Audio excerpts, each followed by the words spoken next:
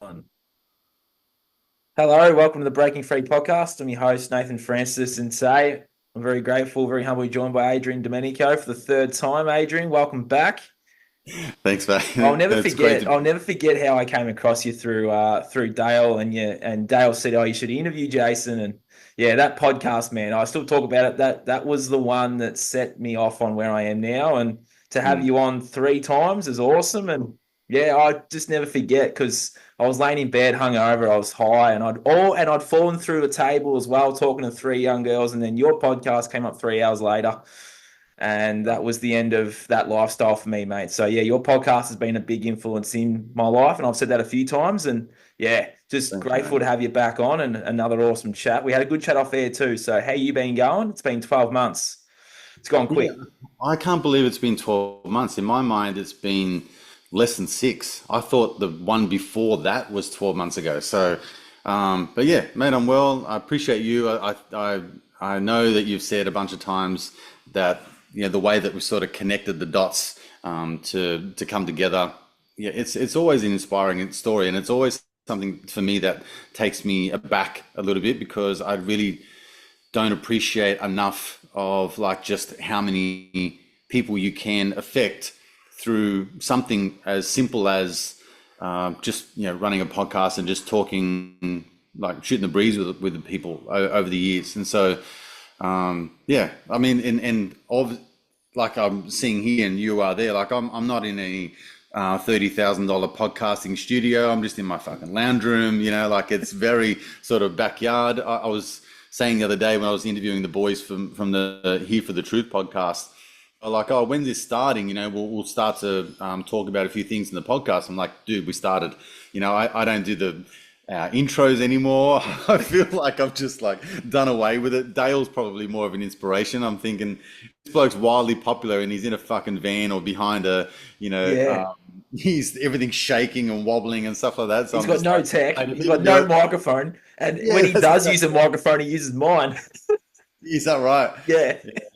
I said to him when I had him on the last time with Madeline, I said, with all due respect, bro, I love you, but can you fucking go in a room, right, and like not in your van because he's like this, in the van, like just leaning up against the screen. I'm just like, please, I'm in my lounge room, but at least I'm in my lounge room, not a freaking car.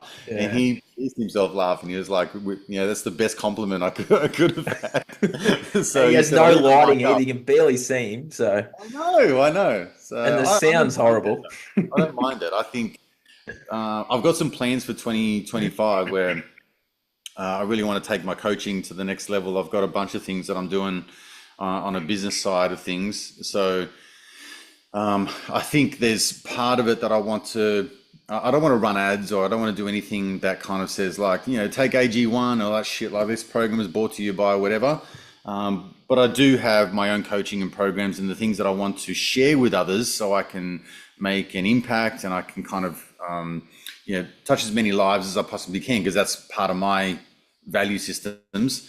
So I might do something by way of an intro, maybe change up some artwork and then introduce a couple of things to do with my coaching and membership and bits and pieces like that. But until this point, I'm just happy to rock and roll with things. So anyway, I Yeah. appreciate Nah, you too, man. And it's awesome. I think a lot of us have a big 2025 coming. You know what I it. mean? It's going to be a huge year, and yeah, as we build into the back end of the 2020s, I still feel like 2020 was only like 2 years ago, and it Yeah. was four, nearly five. Yeah, absolutely. Yeah, and it's Because easy to get stuck in that time warp of things as well because um, a large part of probably both of our lives, and a lot of people listening would agree that it was such a dramatic and traumatic, and it had such an effect on our psyche and our the way that we live and our views of the world and our a very big paradigm shift. And mm, so it's easy to get caught in that world of the world's going to end, it's all doom and gloom, and there's nothing we can do about it, and these powers that be are just taking over, and we're in a battle, we're in a fight. And you can lose sight of the bigger picture and the things that are important, which is your mind and your body and your soul, your spiritual well-being, your family, your children. Like there's so many things that are still going on, and you need to kind of navigate through all of that, and whilst at the same time appreciate that there's something else going on. You need to be very mindful and very conscious of what's happening, whilst not diverting too far from your mission. Does that make sense? Yeah. Yeah. And that's been big with everyone too. Like I know for me, like I was living that lifestyle that we all used to live, right? And then it was, yeah, a table moment, and then a couple of other things happened. Throat sharkery. And then yeah, and it's like everyone has those moments where they can make that shift. I feel like everyone like they get those breadcrumbs over a certain period of time. And for me, I had to fall through that table and then listen to you with Jason. Like I think that was just part of my journey, right? Mm. Yeah. Yeah. Did you know Dale before that? Was Dale one of your Yeah, mates, so or Dale was from my hometown where I'm from, Bendigo. right? So Yeah. I met Dale through university. So I did a social work placement at his old workplace. Okay. And he was talking to me about microwave food and just some like breadcrumbs back then about stuff. And I was like, fuck. But I researched the whole microwave thing, but never Mm. really actioned anything. And then in 2020, when it all started, my brother and I went down to the local sports store, and he just happened to be there. And I'd already watched the Jeffrey Epstein doco about child trafficking. So I Okay. already saw what he was posting. I was like, oh, got any info about Australia's involvement? And then he gave me Rachel Vaughan, Barnett, Rena Michelson, and all these info. And I was like, oh, yeah, well, that path had already started then in March of Yeah. 2020. Pretty Wow. wild. Yeah. So I hadn't seen Yeah. Dale for like 3 years like since, and it just randomly Oh, in a really? sports store. Yeah. Shook my hand Wow. and gave Okay. me a hug, and Yeah. yeah, wild. Yeah. We caught up a couple of months ago when he was in town. So Oh, yeah, he cool. come past Wollongong, and we caught up and had some lunch and all that kind of stuff. So he's a great guy. Yeah. I don't know how I stumbled onto him, but it was via YouTube or something like that, because he was talking about the satanic rituals and all Mm. that kind of stuff. And coming from Wollongong, like we've got a huge large history of child abuse and satanic ritual abuse and all that kind of stuff. It's very much like in this hub. And yeah, so everything kind of resonated with me. I came from an all boys school. My principal at the time, Brother Evans, Michael Evans, he committed suicide when we were like year 8 or year 9, because he got busted for touching up boys. We had a Lord Mayor, Frank Arkell. He got brutally murdered by one of his victims in his home here in Wollongong because, yeah, of the things that he was doing. Wow. Father Common Solely, like all that kind of stuff. Mate, we've got a fucking huge issue, and I can't imagine it's slowed down a lot. I think it's still very prevalent, Mm. just less talked about. Yeah, I agree. And it's something that, yeah, it's something that a lot of people are talking about, but it's getting censored in that too. So, it's like everything really, isn't it? Talk about the trafficking and things like that. Mm. There's a lady that I'm talking to soon. She's on a mission to take down Pornhub, and Oh, okay.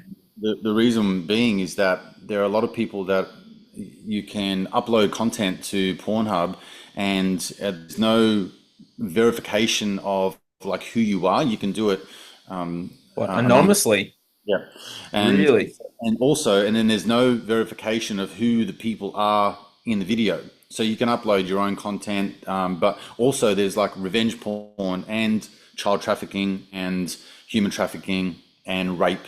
And so the chances are is that if you've ever typed in teen porn or anything like that, you have probably watched a live rape, like a rape situation, or a Jeepers. woman or a boy who's been trafficked. So and Pornhub have been taken to task a bunch of times, and one of the stories that she tells in her book is that there was this missing person, and this guy recognized the daughter of someone else, and then contacted the mum and said, "I've just seen your daughter on online." Yeah. Wow. And that's how they tracked her down, and she'd been trafficked for more than a year at that point, but had been reported missing by her parents the time before. So yeah, it's a very sinister sort of area that I don't think is getting enough attention. So I'll be No, looking for. because I often talk about porn and that too, about how the traffic victims and that, and that's just like a surface level of, but yeah, it's just yeah, Mm. like, you know, when I was younger, I did watch a lot of Pornhub, but like, it's just not something I even contemplate doing anymore. You know what I mean? Yeah. Look, the unfortunate thing is like I was the same. So growing up, my exposure to pornography was very young. I Yeah. can remember as far back as probably 5 or 6. Would have been magazines for you back then, mate, or videotapes. VHS, yeah, that's right. VHS and mags and all the rest of it. So you got a hold of it. And unfortunately, the thing is like most of my learning about sex is being through pornography. Same. So you don't really think to the degree of how much it's affecting your opinion of women and what sex or lovemaking actually is, Hmm. and your own body image. You know, you're looking at these guys with big fucking 10-inch cocks and all this kind of stuff, and you're looking down at yours, and you're like, well, not exactly well endowed here, compared to these blokes, and so it kind of fucks with you a lot It does. on a huge level, mentally, on a psychological level. And then as you grow up and you realize exactly what's behind it, or hopefully a lot of men and women are realizing that this is not a depiction of lovemaking, or it's not a depiction of what it means to be connected on a soul level to another human being. And then in terms of your own performance and all those sorts of things, because like I remember interviewing Cam Fraser and Helena Nister and all these people that are sex coaches, Kim and Ami, and they kind of mentioned that the habits that porn creates is that it's a quick explosion of Yep.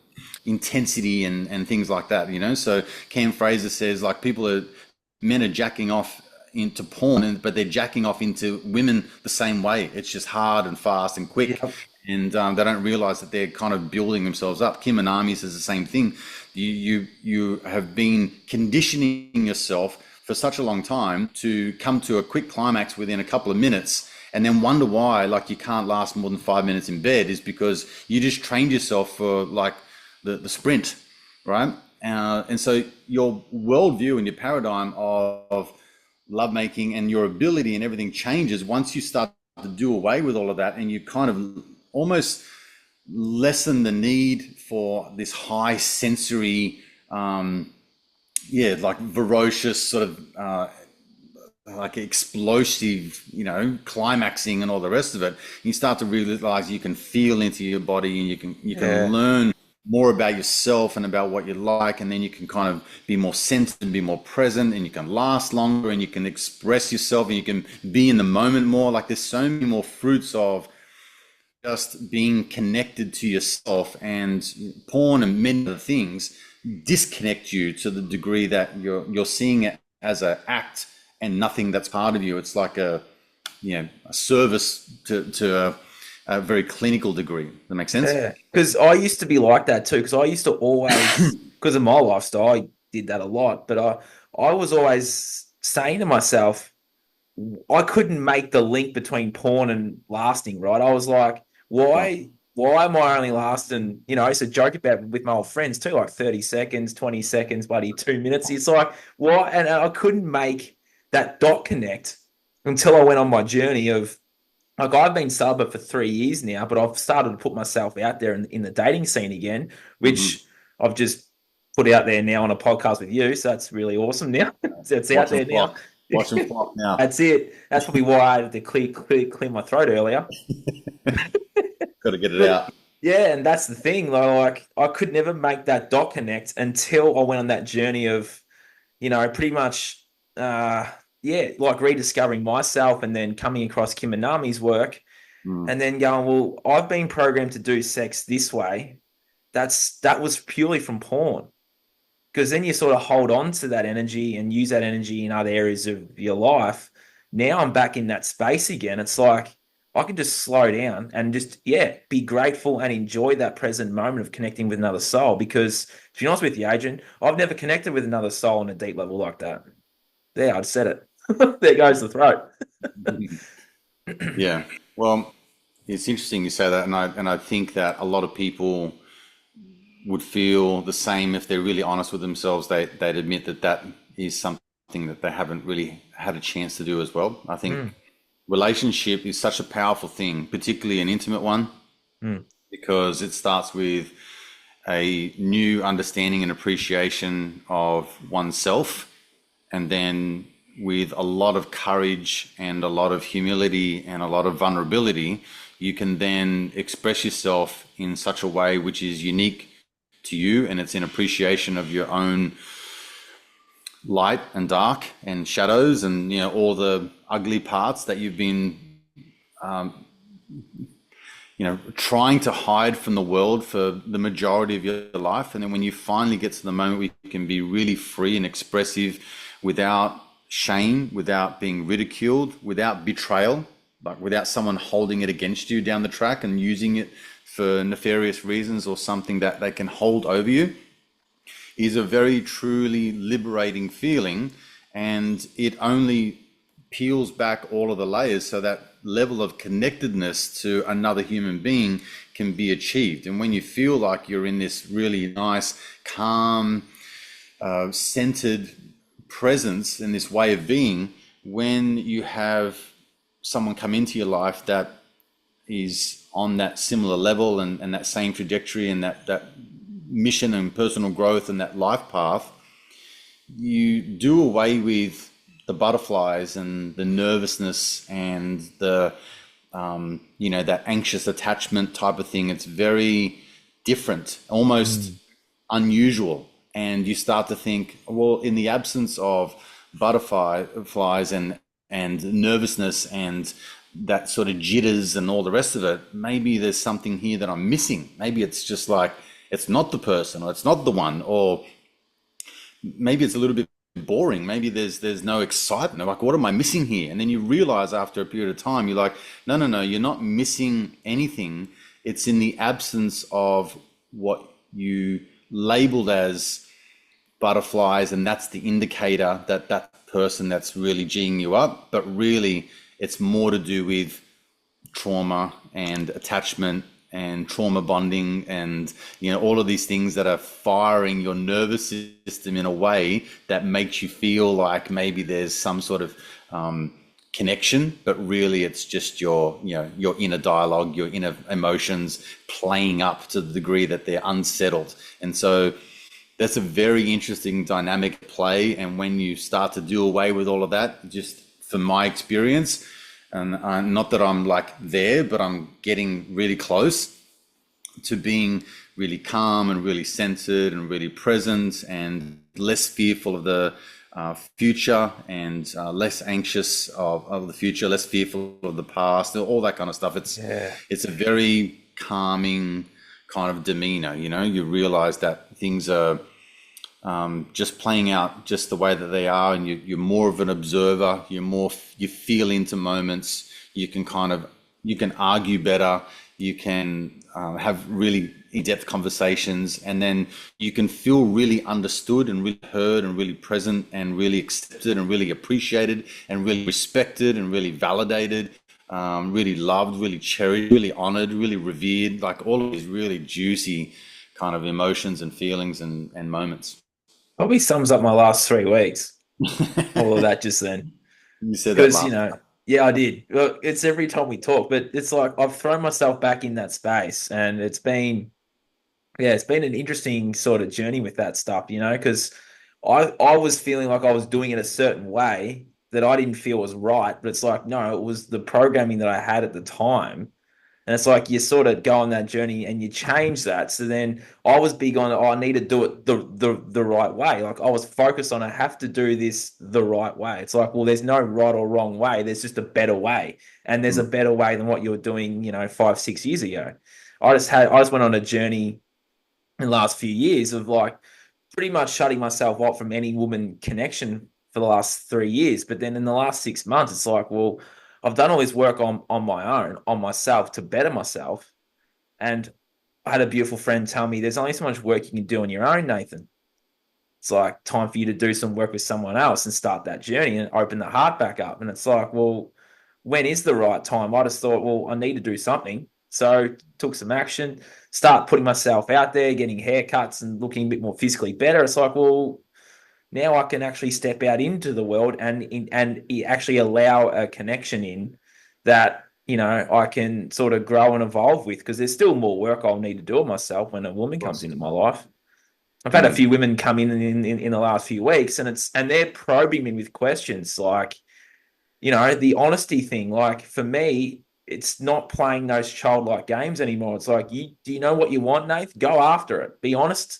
And they're probing me with questions, and then allowing me to express that honesty and not run away in the corner like I used to when those tough conversations would come up. It's like, I want to embrace them now. Yeah, that's great. But Jesus Christ, mate, it's made me uncomfortable. Yeah. Yeah. That's good. Yeah. I think if you can be more at ease with being uncomfortable, it'll only prove to you that there's something beyond all of that fear and those lower vibration emotions is what you really desired is on the other side of all of that, as cliche as that sounds, so yeah. And I think also too, like, you can read all the relationship books you like, you can listen to all the podcasts you like, but nothing will prepare you and change you around relationships than being in a relationship. So literally, you can read the books, but until you're in a very sticky situation with another, conscious woman, then you'll have challenges, and they'll be in your face, and you'll have the opportunity to either navigate through it or run away and face your demons at another time.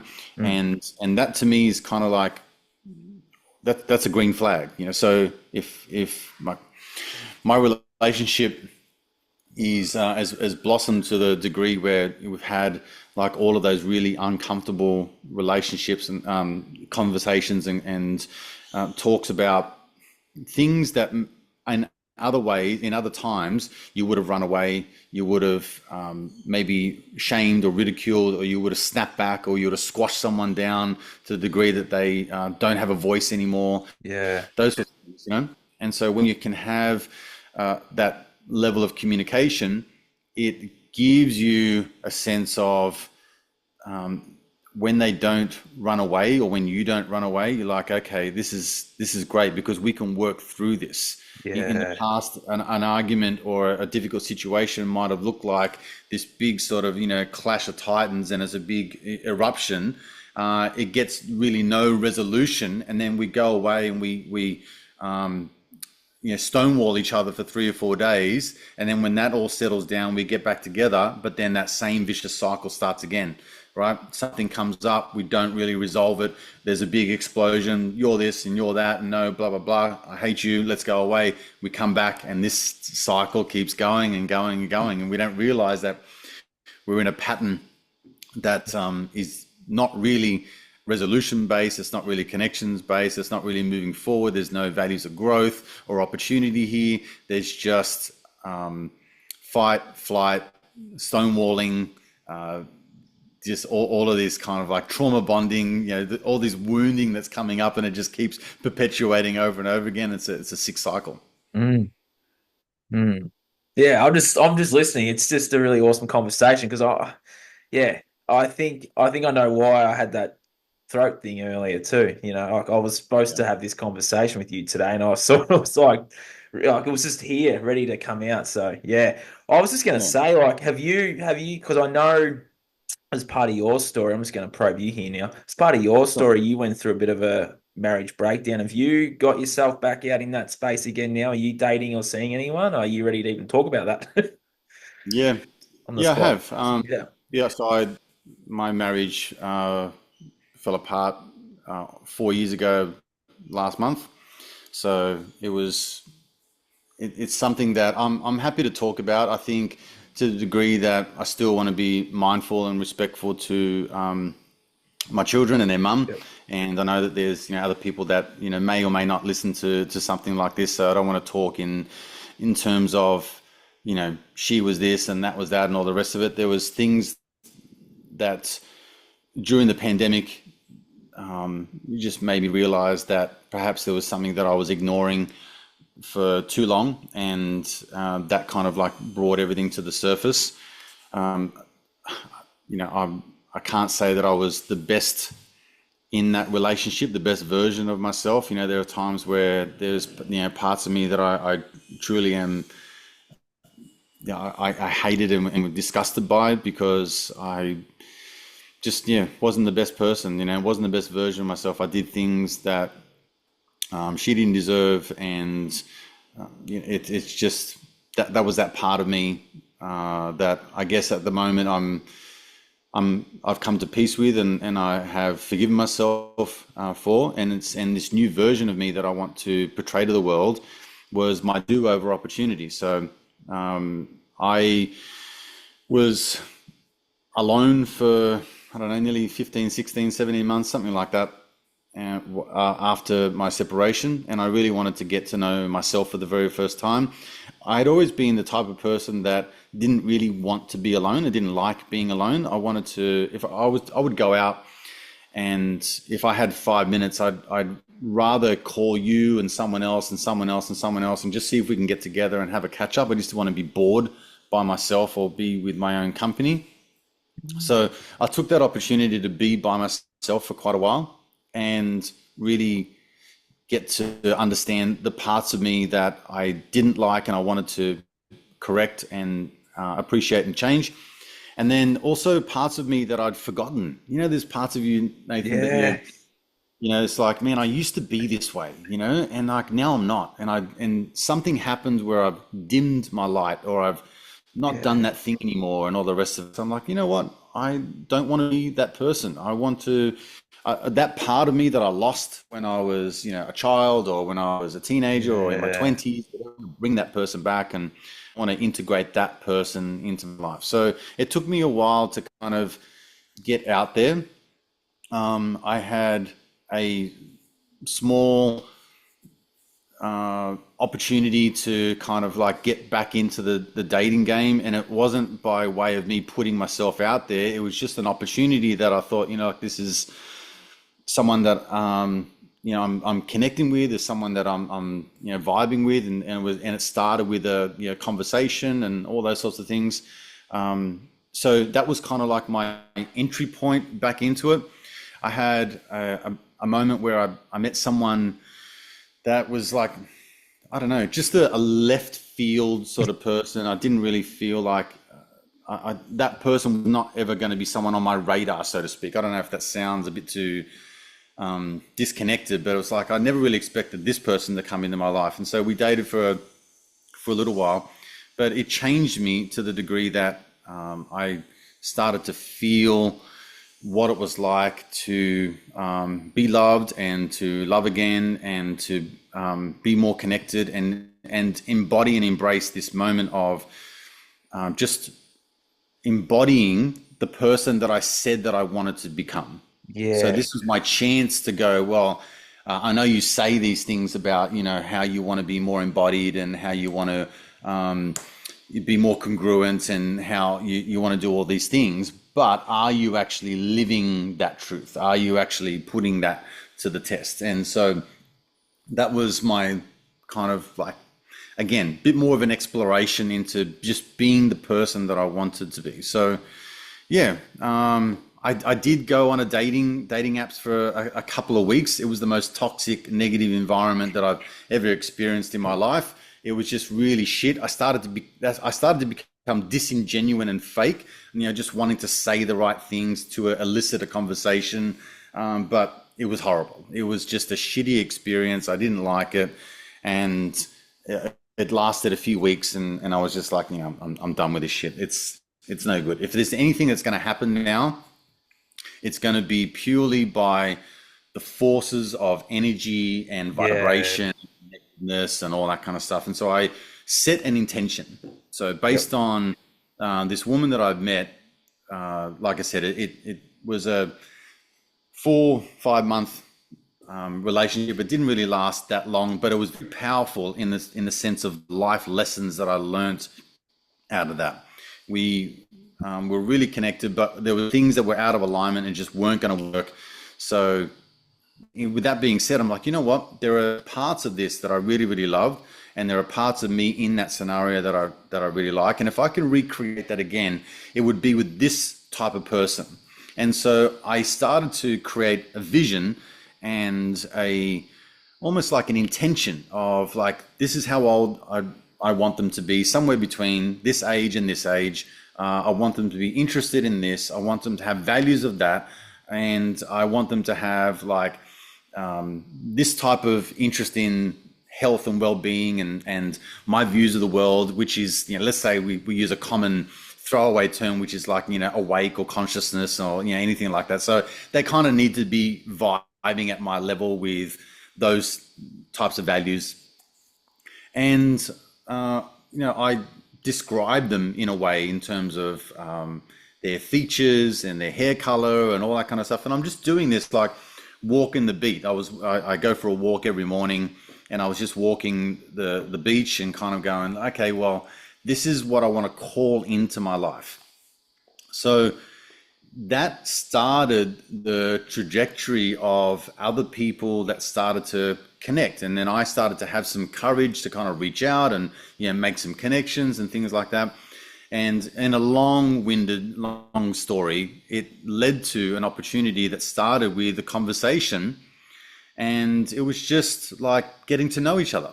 It started for, a couple of months, and then sort of 5 months, and then 6 months, and then almost a year, that sort of thing. So this was like, a long gestation period of just getting to know someone for who they are and what they like and dislike and all the rest of it, and having those opportunities to connect. And we had like similar timelines. We had similar life events. We were living this sort of like parallel lives. It's like I don't know if it's like a sliding door moment, but everything she went through her life is everything that I went through my life. The only difference being was that it was just at like a different age, So, all those sort of I don't know, lights on the runway were sort of lining up. So that led to a physical connection, and then sort of bred into more of a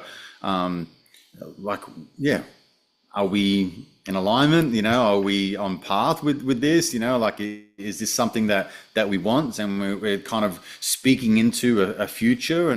And in my do-over opportunity, as I like to call it, I'm now starting to sort of look at things as saying, well, rather than feed off any kind of emotion or situation or whatever, let's just see how this plays out, and let's see how my body responds, and let's see how she responds.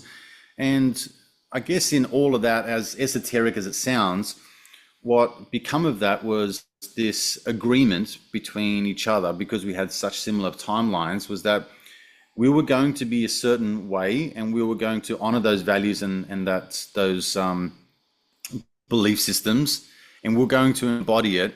And to the degree that if this was going to ever work out, then this is the tone that we need to be set on the whole time. And we need to hold ourselves accountable to be that person or that version of ourselves, and not slip back into old habits. So yeah, to answer your question, I have met someone. It's been a couple of years, actually on the 12th of December to be 2 years. So, and it's beautiful, it's a wonderful relationship and connection. It's something that I've always imagined and dreamed of. And when I think about this person, I think that she's everything that I ever wanted. And so, as to where this goes from the future, nobody knows. I as someone who's been married for 20 years and has that relationship experience, I often say, and this is going to sound, it's going to sound, I don't know, a bit off-putting to some people, but I've said someone to death do us part, and that didn't happen. You know what I mean?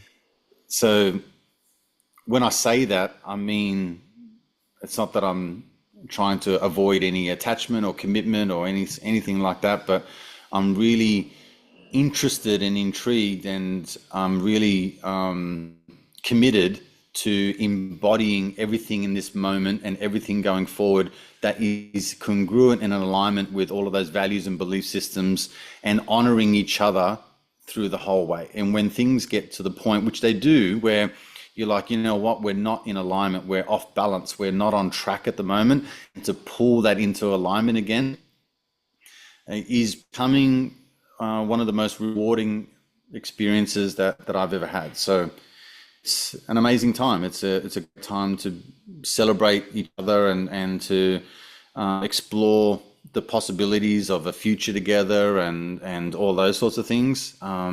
There's heaps of dynamics at play. My kids, her kids, like, man, it's it's pretty full on. But at the same time, like we just have this really aligned values, aligned beliefs, appreciation, connection, chemistry. You know what I mean? Like it's kind of all there in spades, and so it's going to be interesting to see where it all goes. That's awesome, man. Like for someone that's young like me, you know, I can take a lot of gold nuggets out from that. And I'm sure a lot of people listening as well. Even a lot of people listening that have been in your boat too, not just young bucks like me. But, you know, there are a lot of young bucks like me that do listen to this podcast, Adrian. And if there's a piece of advice for the young bucks, this might be a piece of advice for me, actually. What would you give to someone that's in the last 3 months, so this is me, that's put themselves back out there in that space? Well, I think if you take everything that I just said, which is, you know, a very long answer to your question of like, you know, have you met someone? I would, in summary, I would put all of that together. So if you really don't understand, and I've talked to heaps of coaches about this before, because when you talk about like the masculine and the feminine dynamic, and you talk about all of those things, attachment styles and love languages and all the rest of it, it can get to a point where if you start to play too heavily into those wordings and those that sort of sentence of things, you know, divine masculine, divine feminine, holding space, all these fucking buzzwords and everything like that people go on about, you can sort of do away with it to the degree you're like, man, I'm just sick of this. You know what I mean? Like, how much do I have to? I just want to be a man. I just want to fucking, you know, eat shit, lift weights. You know what I mean? Like, I just, you know, I know that sounds really barbaric, but, you know, I just want to be this. And then women are like, well, I just want to be revered and honored and cherished and feel safe and present and all of these words. So amidst all of that, you can get lost to the degree if you use that language on each other and all the rest of it, it kind of like becomes, again, sort of clinical and it's devoid of any spontaneity and naturalness and all the rest of it. Yeah. But it's imperative that you actually know those as a foundational to like how you behave, how you are, because you're getting to know yourself. So for me, attachment styles was a game changer in terms of just understanding myself and then understanding others, because I would use those attachment style sort of compartments and go, okay, well, she was like this and I'm like that. So that explains that relationship dynamic. It gives almost like a, you know, answers at the back of the book type of scenario, because you're like, okay, now I can figure out why that was the way it was. When you look into love languages and things like that, it's very basic and very, you know, I don't know, to me it's like, oh, so this is just a love language and all the rest of it. And, you know, that's pretty clinical or whatever, but it's essential to know, because what you're essentially doing is you're finding out more about yourself, but you're interested in how your partner operates and how they tick. And the excuse me, my throat shark is playing up as well. It's catching on.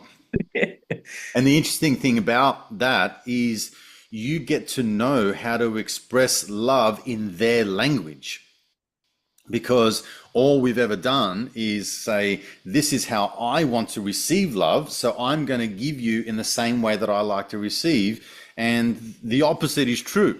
You wonder why you're repelling people away. But if I serve you in your love language and you serve me in mine, we both feel like we're connected and whole and present and loved and cherished and honored and revered, because we now have a value of servitude to each other, right? Which, again, is like nothing new under the sun there. But these are critical things for men and women to learn.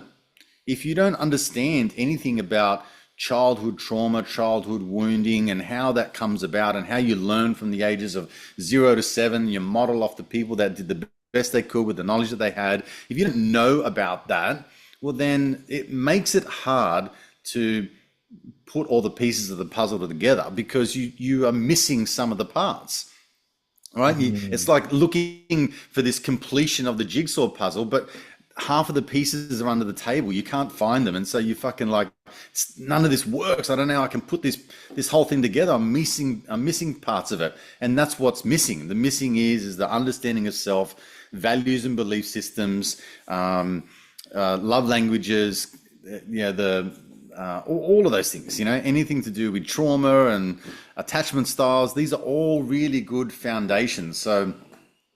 Yeah, I mean, there's tons of books, and even on my podcast, like I've interviewed Julie Manano, who wrote the book Attachment, and all those sorts of things. Like, they're great. If you look at, I mean, there's so much resources around there, but that would be my advice. My advice is to get to know yourself and get those foundations done, and then let something naturally evolve from that. Because once you're aware, you can't be unaware. Once you know, you can't unknow. Once you learn, you can't unlearn. You either choose to embody this way of life or you don't. Yeah, that's well said. And that's a really awesome piece of advice too, especially for a young buck like me that is conscious and that is aware, and that, What's your love language, Adrian? We're talking about it a bit now. Yeah, physical touch and words of affirmation. Oh, there you go. All right. Yeah, mine's physical touch too. Yeah, what would your other one be? Well, I've been taking the quiz for a couple of years, but I might have to take the quiz again. I reckon it would be either words of affirmation or gifts, kindness. Is it gifts of kindness? Is that one of them? Gifts, something like that. Yeah, I'm going to take that quiz, I reckon, now after this conversation. Yeah, there's always a couple, and there's one main one. But I find that, for me, it's like physical intimacy. All that kind of, touching and all that nice stuff is great. And you need to tell me like how good I am, and how much you appreciate me and all that kind of stuff. So, but I think like, it's an important thing to know, but it's also important to know how to serve others, so like, my partner's words of affirmation and physical touch, like, as well. And so I've got to be mindful that I like to receive all of the praise and things like that, but I also got to become better at giving praise, so I don't have an issue with the physical touch side of things. It's just like a part of me that's just like that, and it's very natural. But the words of affirmation is something that I really need to be conscious of, and make sure that I'm acknowledging and praising and doing things like this, which I know she'll love. Yeah, I'm sure she'll listen too. She does. Yeah. Adrian, this has been a really awesome conversation again. Like, for anyone out there that's listening and watching right now, like, for me, mate, it's just to be, I don't know, I think I'm about 17 years younger than you. Like, I can take so much from this conversation, and who really knows who else is listening that can take so much too. I encourage anyone listening to this to go and listen to your podcast. I started my journey from it. And you had some really awesome people on there as well. And I think there are some coaches that you've interviewed that I need to get on my platform as well. So I might have to hit you up for some emails and that too. Adrian, who would you get on? Who was that guy you had on that wrote that book about parenting? Parenting? The guy in America, the father. The whitehead guy. I can't remember his name. That was a good conversation. Because you sent me the myth of male power and yeah, that's the one. Yeah, why am I blanking on his name? That's terrible. Yeah, I'm blanking on his name too. Hold on a second. Because I ordered his book the other day. Did you really? Which one? Yeah, the one you suggested I got, the newer one, the one about fatherhood, the relationship one. Yeah, with the father. Warren Farrell. That's it, Warren Farrell. Anyone out there, listen to that episode with Adrian's podcast. Warren was awesome. And I'm getting him. Warren would say yes to your podcast. He's really good. One of the things I love about the podcasting space is 99% of people say yes. Like they they're happy to share their knowledge and their wisdom, and they want to get their message across the world. But Warren is really good for several reasons. Is one, he used to be a male feminist Yeah, in I the read. Yeah, right? So like he was a pioneer in that sense. And he started speaking out about the imbalances between men and women on the back of the feminist movement, but then realized that there was actually a lot more to that area, and things weren't as skewed as what the feminists are saying. And so the Myth of Male Power is a great book to read. The Boy Crisis was a really moving and touching book for me. I've that's got the three one. boys, so that was a really touching book. And yeah, and on the podcast, like I cried You twice. did. Like it's just it really is a moving part of me because I've experienced myself how toxic relationships can get, and how like there's toxic femininity and toxic masculinity. There are abusive women and there are abusive men. There are women that rape children and there are men that rape children. Like there's good and evil on both sides, and the divide of how we've been pitted against each other, which is just an age-old divide and conquer type of strategy, has worked to a large degree. And I think that this is actually changing because, like you said, you're putting yourself out there, and it sounds like you're attracting women who are helping you stand up to your own brochure, right, and live up to your Literally, own brochure, because they're kind of putting you on the spot. And now you've got to say, well, am I going to be the man that I said that I was, or am I going to be literally.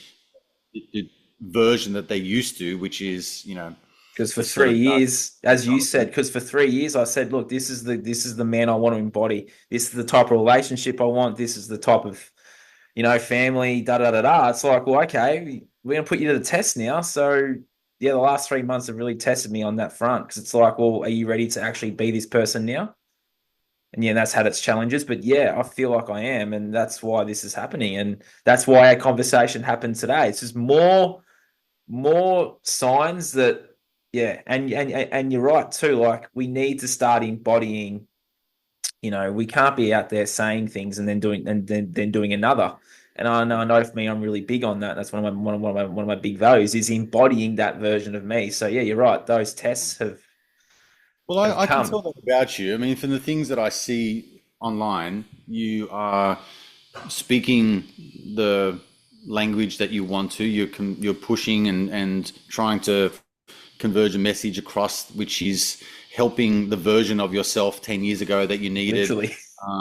So I can see all of that. And then, I can see that you're pushing weights and you're getting that physical fitness, and you're putting yourself out there to the degree that you are vulnerable, and you're not diluting the version of you that you want others to see. And I think that is a commendable thing because of several reasons. One is, like, you're authentic, and authenticness is a very attractive vibe. When someone may not be your cup of tea, but when you can appreciate that they are a complete individual or authentic in their own skin, that's a very respectable quality. And so that's something that I think people love it or leave it, they're going to respect you for that.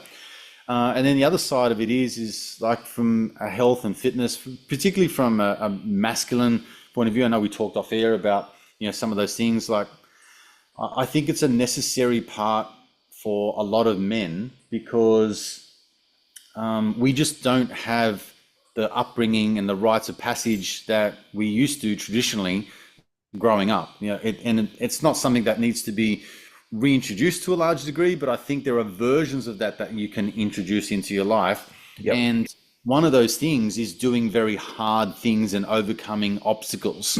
And so you can't go out into the wilderness every day and fight a fucking boar and see how you go with things, but you can go to the gym and lift a really heavy fucking weight, and you can do it to the degree that when your body says no and you keep going, you do one more. That's a feat of strength, and something that teaches you how to push through tough moments and uncomfortableness.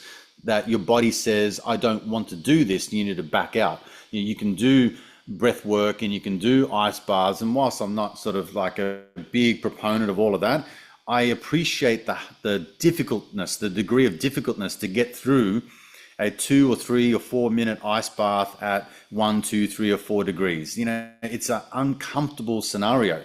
To go into a sauna and stay there at 85 or 90 degrees for 15 minutes is uncomfortable. It gets you to a point where it's just hard to do. To push through a huge leg set, you know, a huge leg workout, which is just exhausting and all those sorts of things. It's a hard thing to do, and it's a very, it requires a lot of oxygen. It requires a lot of mental stamina, a lot of physical stamina. And like I said to you off air, like I've started MMA and wrestling and all that kind of stuff, man. When you're having a roll with another guy who's like 80 kilos or 90 kilos and they're pinning you down and you're helpless and you can't fucking get up, and for all your might, you just can't get around or get out of this stranglehold this person's got on you, it's a very demoralizing, uncomfortable situation to be in. But when you learn tools and strengths and techniques and strategies to get around and out of that difficult scenario, bro, the mindset shift, the physical connectedness to yourself, the way that you kind of walk through the day, you fucking own the street. You know, you're walking with a new strut that is like different to what it was the day before, simply because you put yourself through a difficult time that you were able to then stick with long enough to learn what you needed to know to get out of that situation. Make sense? Yeah.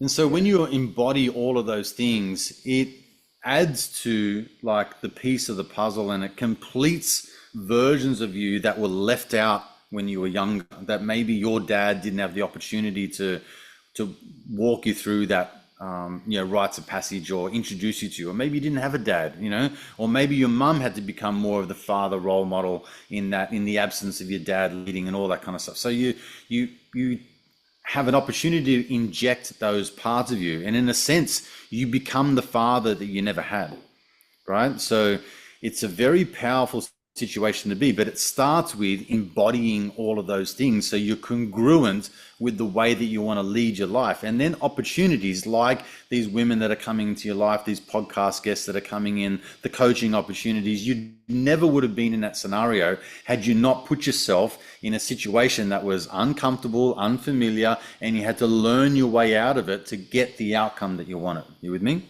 Yeah, I'm with you. Because that sums up my last 4 years since I spoke to Dale in that independent store, sports store. There you go. And then that podcast, like with you, like, you know, 4 hours prior to listening to that podcast, mate, I was talking to 3 young girls. I was 7 years older than them. And I fall through that table. And then 3 hours later, your podcast with Jason was sent to me from Dale. I'm like, bang. Look where we are now. Absolutely. And that's the thing too. Like the gym has challenged me in those moments.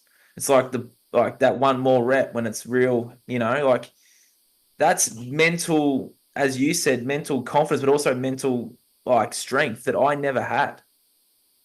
Mm-hmm. So exactly. That's that extra layer. You can apply that to all areas of life. 100%. Yeah.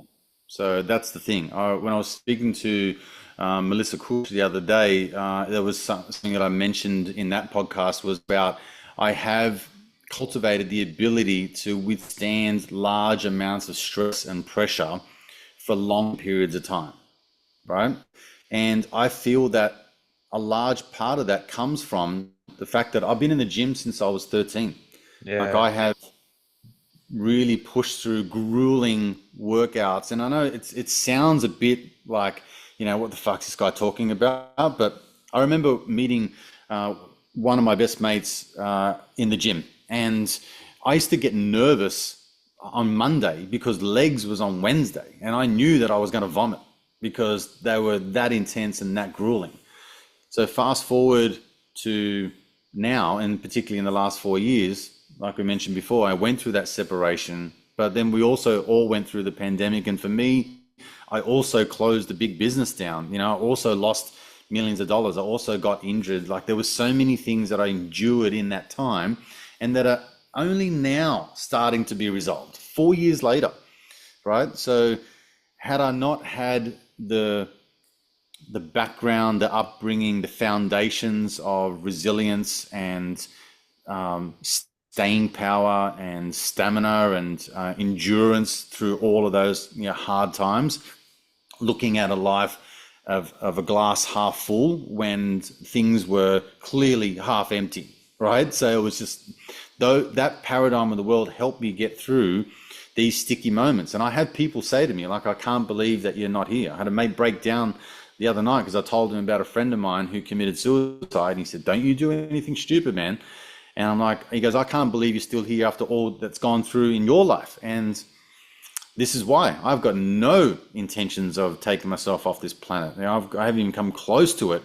And, amongst all the things that I've just told you about, it's not a flex. It's not a brag at all. It's just, that's the foundations that I've had. And these are all life lessons and path of the course that I have unknowingly cultivated through my life experiences to the degree that I can now push through these big times. And to what you said before, 2025 is looking good.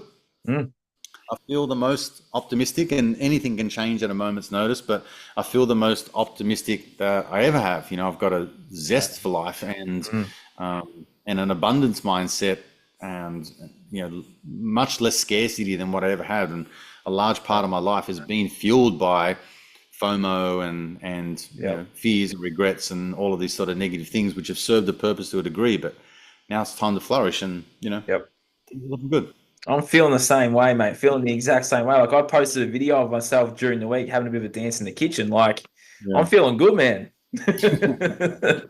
Was that the banana one? Which one? Yeah, it was. Yeah, did you see that one? Did you?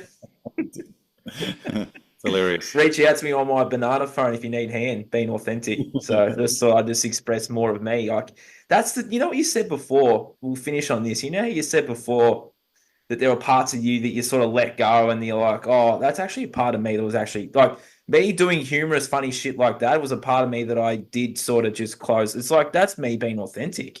Like, I've always been fun and had a bit of a joke and a laugh and a bit of a larrikin, and it's like, well, I can still, as you said, I can still be that guy, but it's in a different way. And it's like, I can put that out there. Like, I don't know, with these algorithms though, Adrian, we can probably talk about this now too. Like, that video that I did talking on a banana phone got more views and more likes than, who knows, a reel from this will get. You know what I mean? Like, yeah. I mean, look, we can't sort of buy too much into algorithms and all that kind of stuff, because everything's, very much curated for the listener and the viewer and all that kind of stuff. But there is an algorithm of life which you can tap into, and we can definitely become more attuned to that, for sure. Yep. That's definitely well said. Adrian, how would you sum all of this up, mate? Is there anything you want to leave my viewers and my listeners on from today, and also where people can find you if they're only new to your work as well?